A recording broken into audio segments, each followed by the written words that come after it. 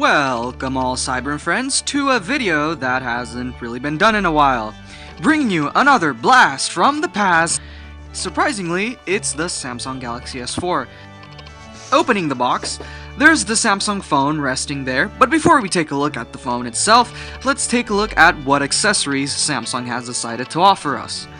Of course, when buying a new technological product, you have all the paperwork that comes along with it, how to use it, the warranty, policy, and etc. Afterwards comes the white wall charger and the white USB cable, which obviously noticeable that the colors don't match at all. Finally, we get the earphones, which are of course white, and also along comes the interchangeable earpieces. Now onto the phone itself.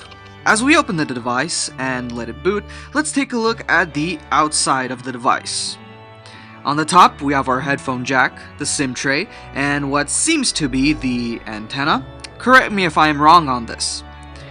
On the left side, we have the volume button. On the bottom, we have our micro USB input and the microphone. And finally, on the right side, we have our power button. On the back of the device, we simply have our camera. We can also notice the glossy color that they've decided to go along with, which I'm not a big fan of since it will attract a lot of fingerprints. But most importantly, it makes it slippery. We all know how Samsung devices have a fragile screen if dropped, so I would definitely recommend a case to go along with this device.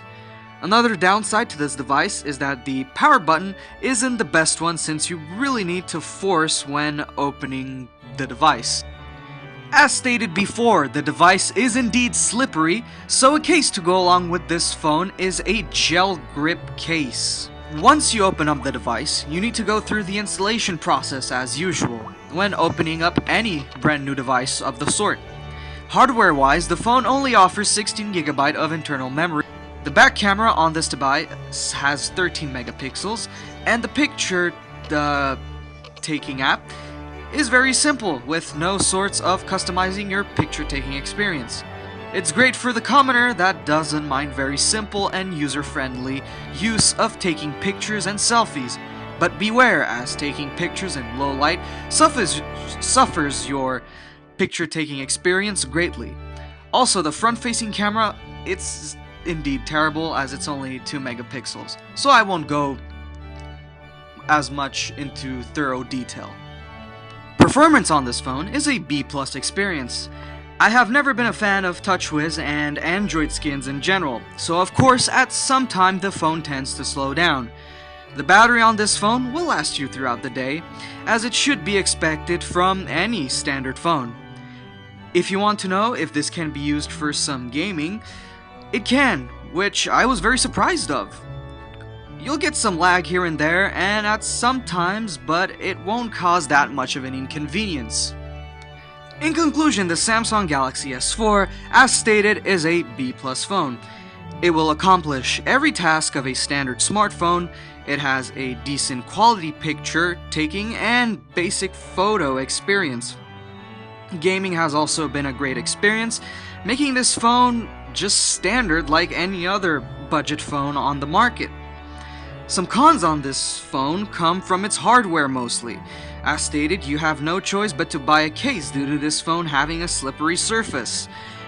And of course, if you want to protect yourself from dropping it. Also, the power button, as stated before, has to be force pressed if you ever want to close and/or open the phone. This has been a Cyberborgtronic video. Thank you for watching. If you have enjoyed, don't forget to hit like, subscribe, and share.